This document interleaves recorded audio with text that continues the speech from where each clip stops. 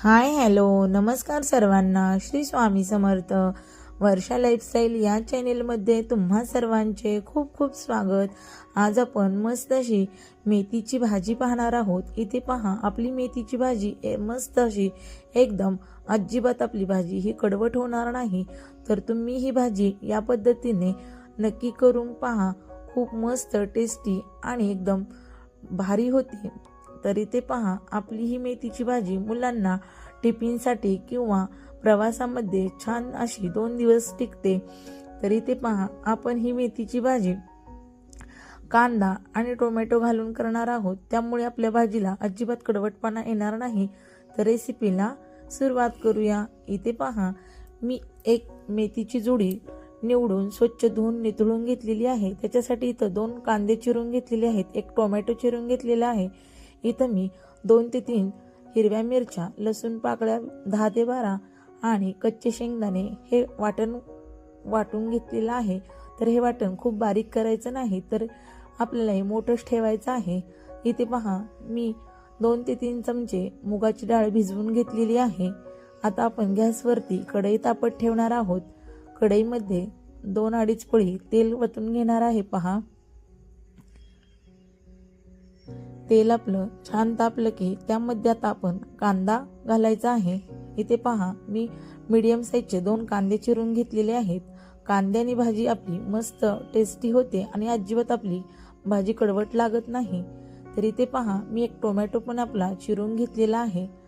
हे दोन्ही पण छान असं मऊ होईपर्यंत हे शिजवून घ्यायचं आहे. इथे पहा, कांदा आणि टोमॅटो आपला मऊ झालेला आहे. यामध्ये आता आपल्याला शेंगदाण्याचा कूट आणि हिरवी मिरची, लसूण याचं वाटण घालून घ्यायचं आहे. आपले शेंगदाणे कच्चेच आहेत, त्यामुळे आता आपण हे छान असे एकदम कुरकुरीत होईपर्यंत हे परतून घ्यायचं आहे. इथे पहा, बारीक गॅसवरती आपल्याला हे छान परतून घ्यायचं आहे. इथे पहा, बारीक गॅसवरती आपण हे छान असं परतून घेतलेलं आहे. तर आता आपण त्यामध्ये निथळलेली भाजी घालून घेऊया. आपली भाजी घालून घेतली पहा, आणि परत एकदा हलवून त्यामध्ये आपली भिजलेली डाळ घालून घ्यायची आहे. इथे पहा, भाजी पूर्ण हलवून झाल्यावरच आपल्याला यामध्ये मीठ घालायचं आहे. मीठ अगोदर घातलं तर आपला असा मिठाचा अंदाज चुकतो. भाजी आपली खरट होण्याची शक्यता असते. त्यामुळं आपली भाजी निम्मी अर्धी शिजत आली की मगच त्यामध्ये मीठ घालायचं आहे. इथे पहा, इथं मी चवीपुरतं मीठ घालून घेतलं.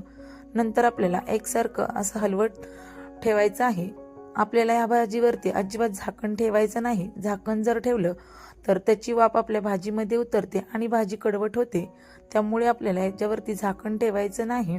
इथे पहा, या पद्धतीनेच आपण बारीक गॅसवरती आता आपण हे भाजी शिजवून घ्यायची आहे. तर या पद्धतीने तुम्ही ही मेथीची भाजी नक्की करून पहा. खूप मस्त टेस्टी होते आणि अजिबात कडवट होणार नाही. तर हा व्हिडिओ आवडला असेल तर माझ्या चॅनेलला सबस्क्राईब करा, लाईक करा आणि जास्तीत जास्त हा व्हिडिओ शेअर करा. तर अशाच नवनवीन रेसिपीसाठी पुन्हा भेटूया. तोपर्यंत सर्वांना बाय बाय. धन्यवाद. श्री स्वामी समर्थ.